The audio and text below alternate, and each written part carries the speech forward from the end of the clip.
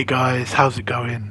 M Gaming here, and today we're back with another video, and today we have got a lot to talk about. So there's a lot of leaks, there's a lot of rumours, and there's a lot of concrete news. I wasn't expecting this, so I did this whole thing where I went through every single Sony first party studio, and I was going to talk about, the leaks, the rumours, and what is confirmed for every Sony first party studio. And then PlayStation just decided to drop all this information, or their partners as well. So I have to talk about that. A lot of leaks, a lot of that good stuff, and there's a lot of interesting stuff to talk about. So without further ado, let's just get into the video, because there's quite a lot to talk about. And obviously, as I say, if you do enjoy the video, leave a like, comment, subscribe, all that good stuff, because it does help the channel. And obviously I'm trying to get back into things, so yeah, without further ado, let's get into it. So first off, we're going to talk about what I've been playing this week, and it's been one game and one game only. You can see it in the background, that's Horizon Forbidden West. I've put about 30 hours into this game so far. I'm right at the end. I've really been trying to get through this game because a new Elden Ring was coming. Well, today it's downloading as I speak now. So I was trying to get through the game, but I didn't want to rush it. And I'm right at the end. I don't think I'm going to platinum it before I play Elden Ring, but trying to get through. I'm pretty much through the story, so I should finish that today, hopefully. But what are my thoughts? Well, I'm going to start off with the good stuff, and that is the game's fantastic. It's phenomenal. If you liked Horizon Zero Dawn, which I did, I loved that game, you're going to love this game. It is that, but just a next level, a next step above. It solved a lot of the issues that we had with the first game.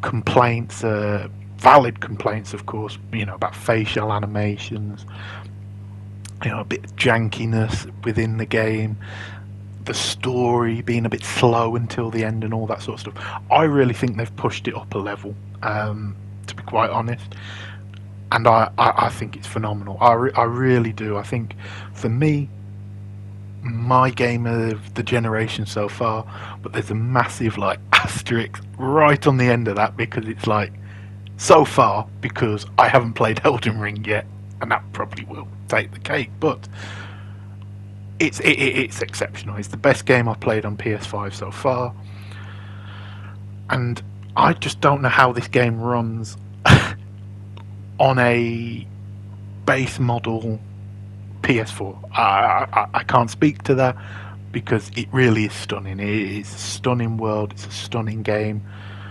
beautiful, but it's also got so many unique mechanics, so much bigger things that you just couldn't do in the first one. You can now. So I don't know how the people at Guerrilla have managed to make this work, but they really have done a phenomenal job on the PS5 at least. I dread to think how it runs on the PS4. In terms of what I liked, I love the story, that sort of epic sci-fi twist that we got at the end of Zero Dawn. Without trying to spoil things too much, it's just took that, pushed it up a level, expanded the world, expanded the lore, and I'm really, really enjoying that. I'm playing through this game, and I can just see there's so much inspiration from other games. For example, the side quests. So the side quests in Zero Dawn were pretty poor, pretty basic, and from the facial animations to the general plot of the side quests, they weren't very good. They are very good, and it reminds me a lot of The Witcher 3. There's even a mini game in it that is very similar to Gwent, but different, their own spin on it. And that's what I love, because it's taking things from other games, from other great games, and just putting their own spin on it, and I do like that. Another thing I notice, I'm going through certain parts of this, massive open world, and it reminds me a lot of Ghost of Tsushima, sort of the visual style. The flowers and all the density and all that sort of stuff from Ghost of Tsushima, which I loved. but there's also forest sections that are very dark, very gritty. Reminds me a lot of The Last of Us Part 2. There's stealth gameplay, so there was stealth in the first one, but to a point. You'd stealth and then have to fight. In this game, there are stealth sections, or you can go through it and fight. So it gives you extra ways to play, extra dynamics in the game, and I think that's fantastic. There's obvious inspiration from Zelda, from the glider to the more you can sort of climb mountains, though that is a little bit of a gripe from me, because I can understand why that they haven't made everything open. Again, it has to run on the PS4, it has to, all this sort of stuff. But for the third Horizon game, I want that 100%. I want to be able to climb anything, anytime. This is such a beautiful world, and it can be a bit annoying, waiting for the orange bit that you can climb, and you have to scan it, and it kind of takes you out of that immersion. So I want that for the next game. There are some real serious horror vibes in this, in certain sections as well, which I think was unexpected, but a good change of pace. And overall, yeah, absolutely exceptional. But I have to say this, because I have to be fair when I'm reviewing, and that is, there has been some serious bugs for me. Well, there was one really serious bug that almost, had it not stopped, would have broke the game. It would have made it unplayable for me.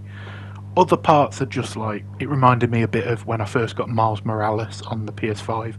They're not game breaking, they're quite funny, but you don't really want them in the game. But this was borderline game breaking, and that was, there was a section, I'm not going to spoil it and all that sort of stuff, but you have to go on a boat to get there. If you've played up to that point, you know what I'm talking about. And as soon as I got there, the game moved like it was a book. It was just stopping, starting every 5 seconds, and it was unplayable. Thankfully, and if you have this issue, make sure you do it if you're playing it. Close the game, restart the game. I've not had a single issue since I closed and restarted the game, but it was really bad when it, and if had it not stopped, I couldn't have beaten the game at all. Although I haven't beaten it yet, so hopefully there's not another bug like this. But overall, the bugs aren't too bad, but that was really bad, if that makes sense. So yeah, overall, if I was going to give it a review, probably a 9.5, 10, something like that, because it really is amazing. I think the most important thing, is it worth, well, what I paid was is £70. I'd say yes. I would. I think there's so much content here. It's so lovingly put together. I don't really see how you can't justify it. Some games you could say length and whatnot, but like I say, I checked how much I'd done in the game. I'd done about 50%. Now obviously you don't need to 100% the game to get the platinum. That's about 40 to 50 hours. But to beat the game, I'm only about 50% through. I've put 35 hours in, so it is a big, big long game. There's a lot of upgrades. There's a lot of unlockables. So there's a lot more than just the trophies, and I definitely will come back after Elden Ring to fully, hopefully 100% complete it. But listen, we've got a lot of topics to talk about, and I've spent 10 minutes just heaping praise on Horizon Zero Dawn, Forbidden West. So listen, let's go and let's start talking about the news. So the big news this week, well, I think the big news this week was Street Fighter 6. Officially announced. I think we all expected it. There's a few rumours it might have been Resident Evil 4 remake, but that didn't really make sense, and it all kind of pointed towards Street Fighter 6.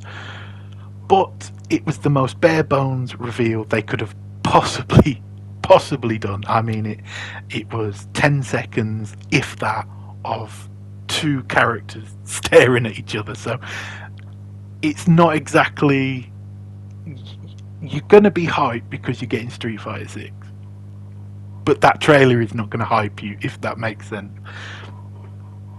There wasn't much to say about it. There was no consoles announced. There was no actual gameplay shown. So overall, they announced it. I don't know why they announced it. I think it was to go inside with an anniversary. But they had to put something out, so they just did. That's what it felt like. It felt like it was very rushed. Even the logo has caused a lot of drama because it's so plain. But overall, it is what it is. But we did get a little bit of news from Jez Corden and Special Nick. So these guys are very, very reliable within the industry. They've got a lot of sources, so when they say stuff, I tend to believe them. I tend to listen to them.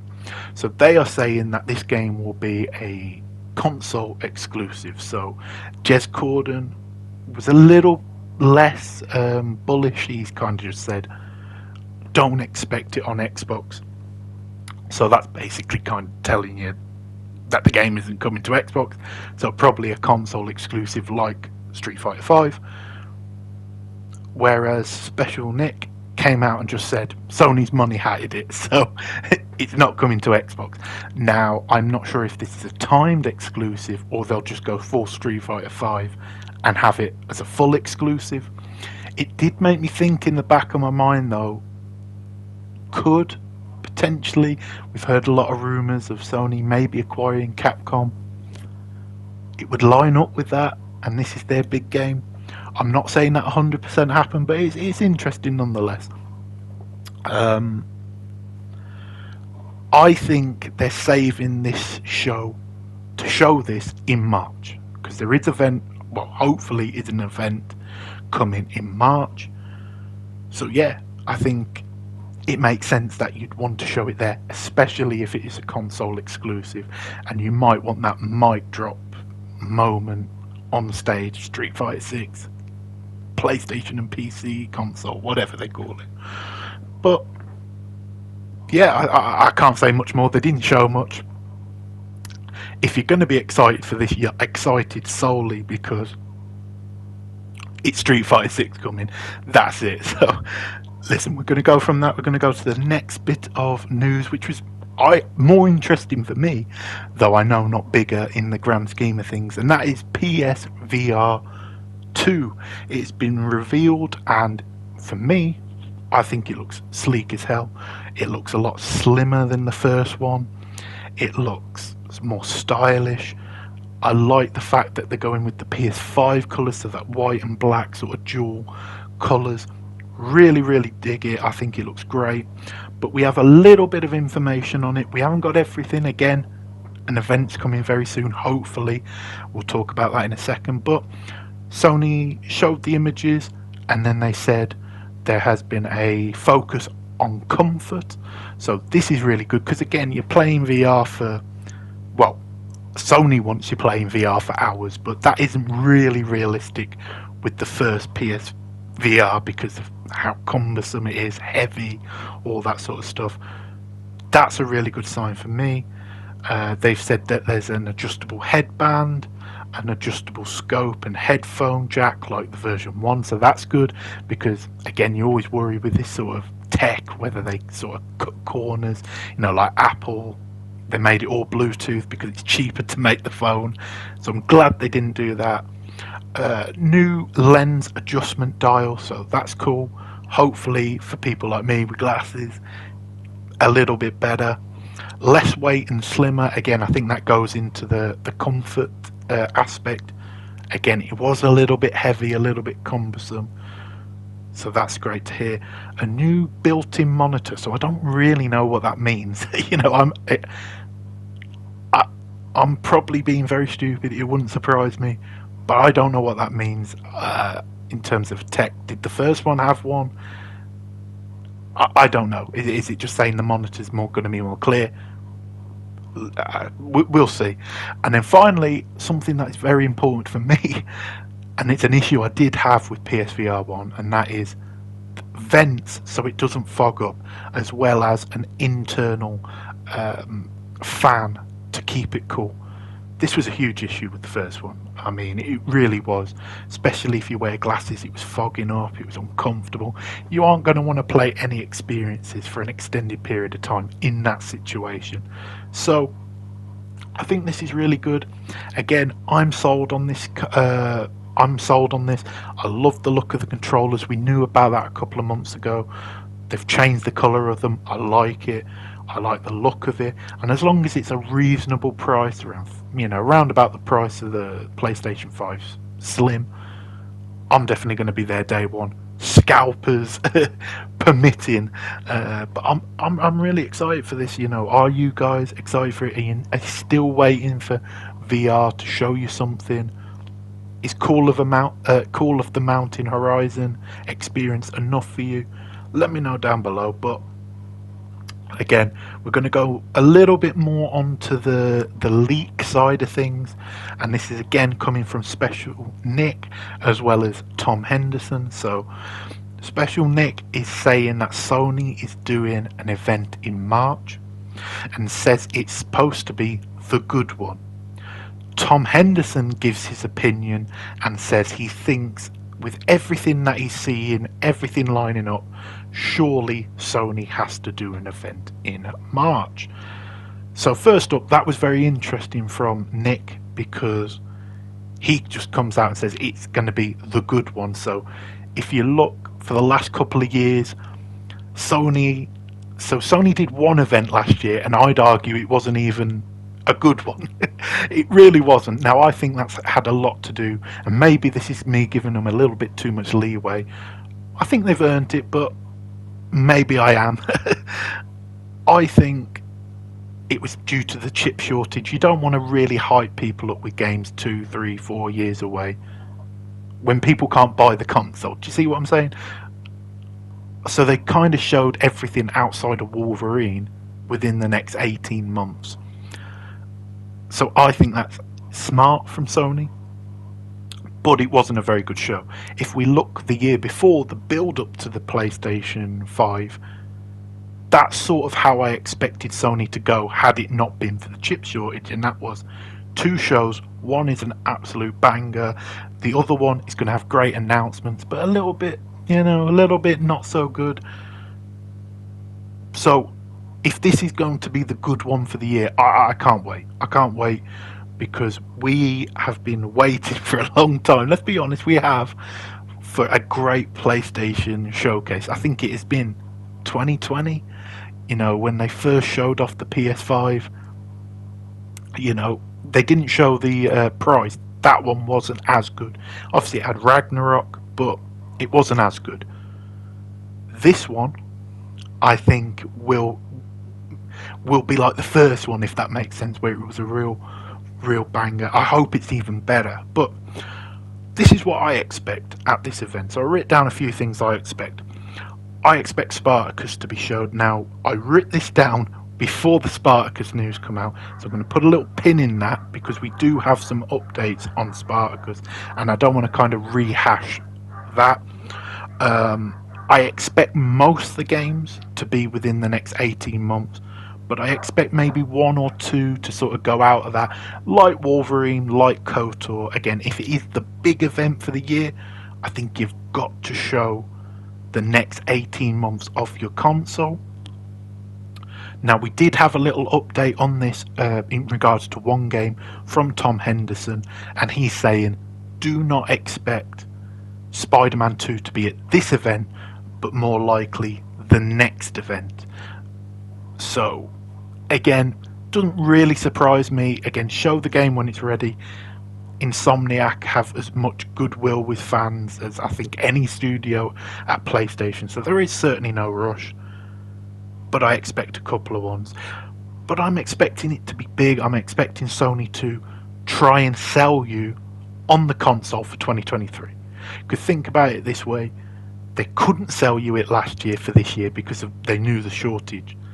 Next year there's going to be a lot more chips. I think they're going to try and sell you for 2023, and if it's a big one, they've got to come out guns blazing. Microsoft's been doing a lot of good moves. This is time for Sony to show what they've got and really combat that. So yeah, I think that's great. In terms of games that I want to see, hopefully Hogwarts Legacy. All the insiders, I know, not the most reliable, some of them, but they're all saying that the game's ready to show. And we've seen nothing, we've heard nothing since 2020. And it's meant to release this year, so it's such a bizarre situation. I'm expecting a release date, I'm expecting a trailer, all that good stuff. And I expect exactly the same for Ragnarok. In my mind, what I'm expecting is Spartacus to be revealed second to last, like they did the PlayStation Plus collection, and then finish with Ragnarok and a release date and all that good stuff. That's just my opinion. Do you think that's too much to ask for? What else would you like to see? I'm going to save my predictions for nearer the time. Obviously, got to keep that content up, so I'm going to save it nearer the time, but let me know what you think. Something that Tom Henderson has added on top of, again, no Spider-Man, but he expects multiple The Last of Us games to be at this show. I'm so ready to see Factions 2. I can't wait to see what they're going to do with The Last of Us. That we saw Neil Druckmann with The Last of Us Part 1 cap on. Probably a Last of Us Part 2 director's cut. Are they going to put DLC in this game? I would love that. I'm a huge fan of both games, so I'm super excited. I love the Last of Us universe, so as much as possible we can get in there, fantastic. So something I wanted to add, I didn't write the name of the guy, so I feel quite embarrassed, but like I say, this is sort of more of a relaxed podcast. If I was doing a dedicated video, I would have written it down, but I just wanted to put, because I talked last episode about the organic growth of Sony and how that's what I love to see. We talk a lot about publishers and the big buys, but seeing them grow Insomniac, seeing them grow Sucker Punch, seeing them grow their studios is what I really do love about Sony. So seeing that a new part of Sony, that is Bluepoint Games, has brought in another environmental artist from BioWare, I think is great, and it's something I want to highlight for these new studios, Housemarque, Bluepoint, when they bring in more talent, particularly talent like this, because they come in and it shows that Sony is not just content with a very good studio, they want to make them great. A few weeks ago we had Insomniac bringing in one of the heads of Doom into as a game designer, and I think this is just fantastic, and it just shows Sony is serious about growing their teams and not just buying but growing as well. So yeah, I just wanted to put that out there. Let's get into what has really been the meat of the last couple of days, and that is PlayStation Spartacus now. So the big news, and I thought I was going to spend a lot of time on this when I was doing this, until we got the news yesterday from Jeff Grubb, and that was, we've seen the first sort of AAA, or at least high budget AA game to come to PlayStation Now day and day. Now this is huge. We all know that Sony is going to consolidate their subscription services into a tiered system and bring PlayStation Plus and PS Now together. So don't look at Shadow Warrior 3 coming to PlayStation Now as something that doesn't affect you because you don't care about PS Now, because it could very well be part of the PlayStation collection that you may want to subscribe to. I think this is fantastic. I really do, because a lot of my worries, and we're going to talk about it with Jeff Grubb, a lot of my worries have been put to rest with these leaks. I do not want day and date PlayStation games on there. Microsoft has the absolute mountains of money to burn. So they can just keep putting games in there with no profit for a very long time, and it's not going to affect Microsoft in the slightest. Sony does not run like that. Sony doesn't have, they're very rich, but they don't have Microsoft levels of money. So naturally, if they put their games day and day into into a subscription service, they can no longer be $100 million, $200 million games, because they can't sell it for $70 because it's in a subscription service that people would subscribe to instead. Sony does not have that money to make it valuable, and if they were to put it in, I'm expecting it to go ridiculous price that no one's going to pay monthly. So I think this is great. So I looked at Shadow Warrior 3. It reminded me a little bit of like Mirror's Edge, a little bit, sort of first person parkour, but with a bit of Doom added to it. It reminded me actually of that Ghostwire Tokyo game a little bit. Again, I've not played any of the Ghost Warrior games, so I'm not going to pretend to be excited for it, but I don't think the game itself is the important part. It's the fact it's day and date. So I hope Sony continues this, though. I don't want Sony's first party day and date, but I definitely want partners to put games day and date into the service. I definitely want a lot of games in here. I want VR games in here, so it's, because it's expensive to buy a VR unit and then a subscription model, and then you've got to buy the game separately. So I'd like that. And I put on here, I want streaming and download options for new and old games, as well as backwards compatibility with all the PlayStation mainline consoles. So again, if Vita isn't on there, if PSP isn't on there, that doesn't really upset me too much, because again, it's very hard to put a handheld directly onto a game console, a home console. If they can't figure that out, I'm not going to hold it against them. But I definitely want all the mainline PlayStation consoles in one place. That's for sure. But to piggyback off that and go again and talk about Jeff Grubb. Shout out to Jeff Grubb. I'm not sure he's not watching this, but if he is, shout out to him. He has put a lot of leaks out, so very, very interesting. He's put out there that classic games are going to play a major role within this service. Again, makes sense. They were shutting down the PS3 store, they were shutting down the Vita store. It makes sense that they're going to have an option to play these games. Everyone's been asking for classics like, Silent Hill, Metal Gear Solid, and maybe we wanted them rebooted, but this is a possible solution to that. What I want though with this is the option to download these games natively. I understand PS3 with the cell architecture is very, very difficult, but I want PS2, PS1 to have that option for sure, because again, there's so many emulators on PC that have PS1, PS2 games. So Sony's got to give the option, I think, to download these games day one. Next up, there's going to be 3 tiers. I spoke about that earlier. There's going to be the regular tier, that is just PS Plus as you know it, and it's not going to change.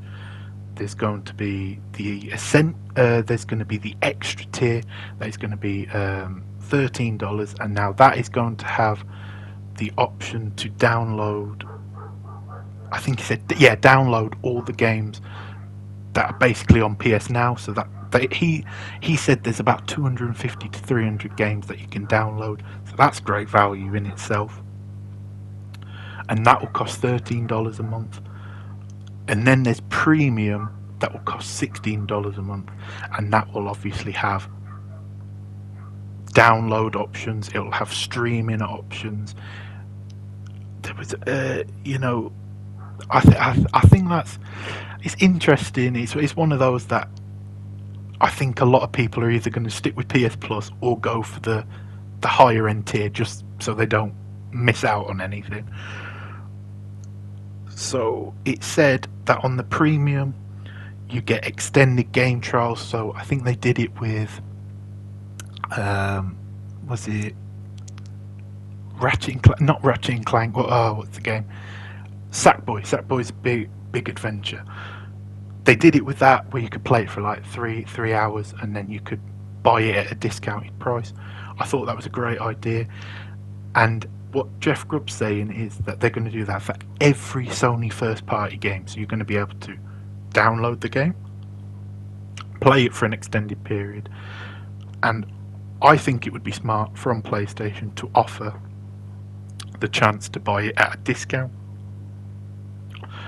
And I think more people would subscribe for that. You know, it's very similar to EA Play, and the fact all PlayStation games. So, you know, if I'm not too certain on a game, I can certainly, you know, try it out for a couple hours. If I love the game, I can, you know, buy the game, hopefully at a discounted price. So I think that's great. You get classic games and premium on the premium, and all other. So it says you get classic games and streaming on the premium service. So I'm not sure if the classic games are going to be on the lower tier as well. So yeah, that's something that needs to be confirmed. I think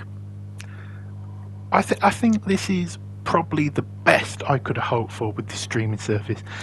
I'm not a huge fan of streaming services in general, particularly in gaming.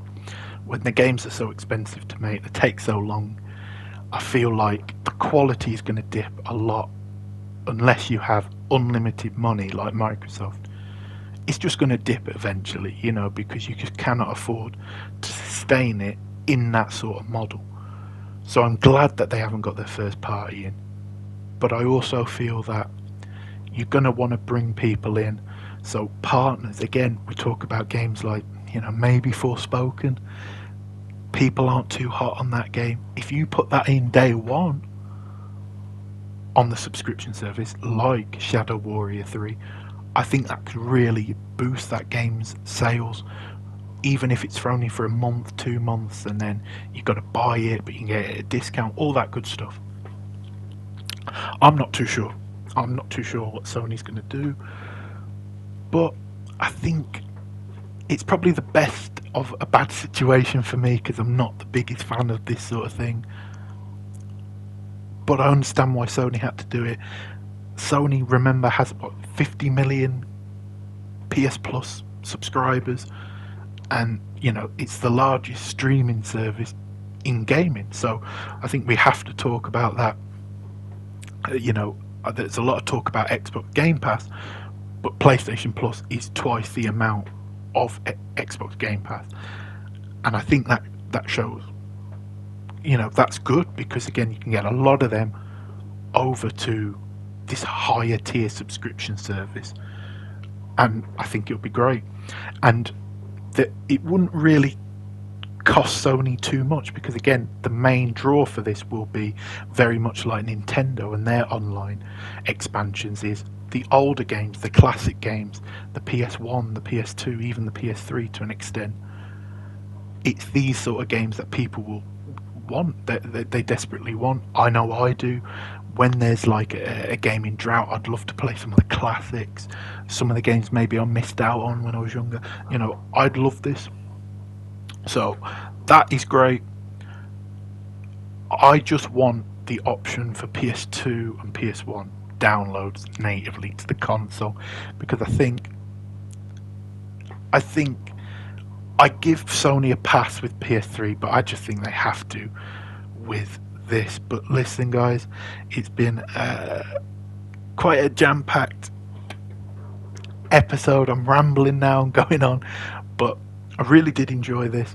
Again, hopefully next week we're going to sort of go through the whole PlayStation first party, if there isn't loads of breaking news like this week, and we're going to go through that. So I'm really excited to do that, because I'm a big PlayStation fan. I love their first party, so going through that I think would be great. But listen, guys, that's me done. If you enjoyed the video, make sure you give it a like, comment, subscribe, all that good stuff, and I'll speak to you hopefully next week very soon.